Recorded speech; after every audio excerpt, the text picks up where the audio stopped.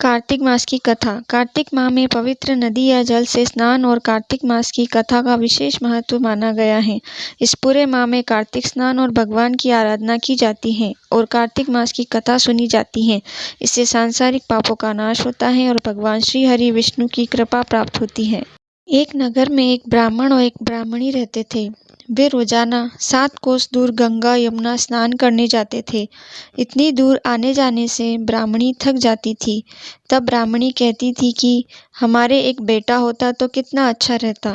बेटे के बहू आती तो हमें घर वापस जाने पर खाना बना हुआ मिलता और बहू घर का काम भी कर देती।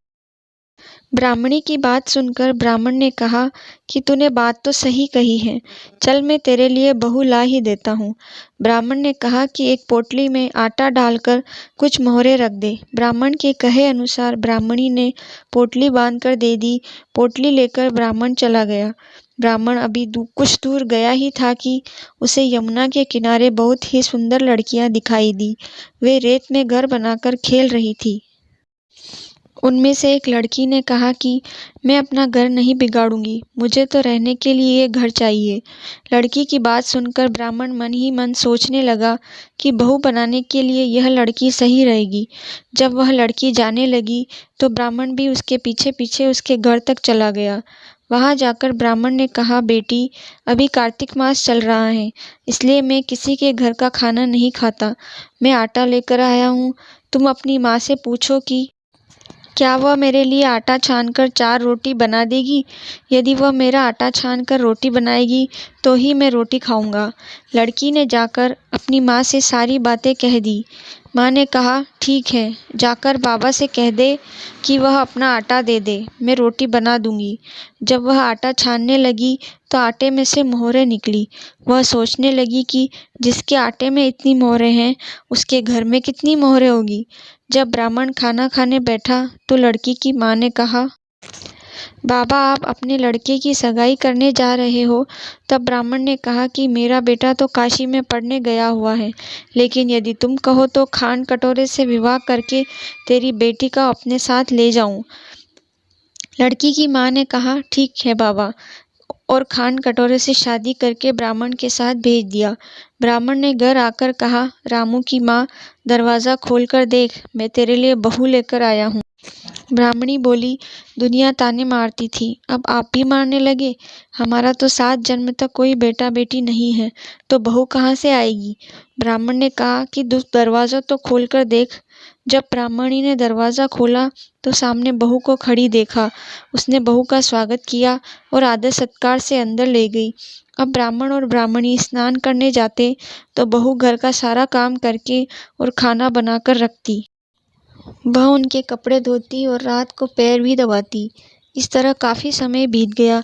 ब्राह्मणी ने अपनी बहू से कहा कि बहू, कभी भी चूल्हे की आग मत बुझने देना और मटके का पानी खत्म मत होने देना। एक दिन चूल्हे की आग बुझ गई। तब बहू भागी भागी अपनी पड़ोसन के पास गई और कहा कि मेरे चूल्हे की आग बुझ गई है, मुझे थोड़ी आग चाहिए। मेरे सास ससुर सुबह 4 बजे से गए हुए हैं, वह थके हारे घर आएंगे, इसलिए मुझे उनके लिए खाना बनाना है।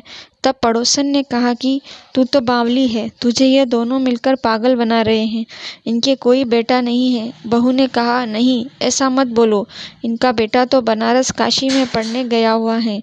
तब पड़ोसन ने कहा कि यह तुझे झूठ बोलकर लाए हैं, इनके कोई बेटा नहीं है। अब बहू पड़ोसन की बातों में आ गई और कहने लगी कि अब आप ही बताओ, मैं क्या करूं। पड़ोसन ने कहा कि करना क्या है, जब तुम्हारे सास ससुर आए तो जली फूकी रोटियां बनाकर देना और बिना नमक की दाल बनाकर देना। खीर की कड़छी दाल में और दाल की कड़छी खीर में डाल देना। वह पड़ोसन की सारी सीख लेकर घर आ गई।